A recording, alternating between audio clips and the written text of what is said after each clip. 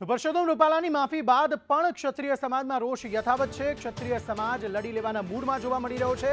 ક્ષત્રિય સમાજની મહિલાઓએ હવે રૂપાલા સામે મોરચો માંડ્યો છે। માફીથી નહીં ચાલે, ઉમેદવારી રદ કરોની માંગ કરવામાં આવી રહી છે। આ ઉપરાંત રાજ શેખાવતે પણ ભારતીય જનતા પાર્ટીમાંથી રાજીનામું આપી દીધું, જે થોડા સમય પહેલા જ સંદેશ ન્યૂઝ સાથે જોડાયા હતા। ગાંધીનગરમાં રાજપૂત સમાજના આગેવાનોએ વિરોધ પ્રદર્શન કર્યું, તો હવે રાજ્યના અલગ અલગ જગ્યાએથી વિરોધનો વંટોળ જે છે તે ઉઠ્યો છે અને રૂપાલાની ઉમેદવારી રદ કરવામાં આવે તેવી માંગ કરવામાં આવી રહી છે। જયેશભાઈ એક કોઈ મોટા તોપ છે તો એને નક્કી કરી નાખ્યું કે આ બધું અંત આવી ગયો। શેનો અંત આવી ગયો? કેમ ભાઈ રાજપૂતાણીઓનું નામ લઈ ગયા છે, અમારી સિંહાણુનું નામ લઈ ગયા છે, અમારી મર્યાદા ઉપર આવી ગયું છે, માન ઉપર આવી ગયું છે। આજે નહીં મૂકી ને કાલે નહીં મૂકી, રૂપાલાભાઈને તો હવે નહીં જ મૂકી અમે। રૂપાલા સાહેબે આજે એના નિવેદનની અંદર ફરીથી ક્ષત્રિય સમાજની માફી એકવાર નહીં 2 વાર માગી લીધી।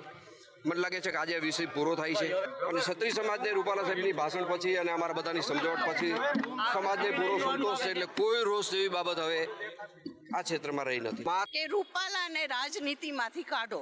અને એ પહેલાં બી તમને ખ્યાલ હશે કે ઘણા અમારા રાજપૂતોમાં મહિલાઓએ ઘણું કરેલું છે।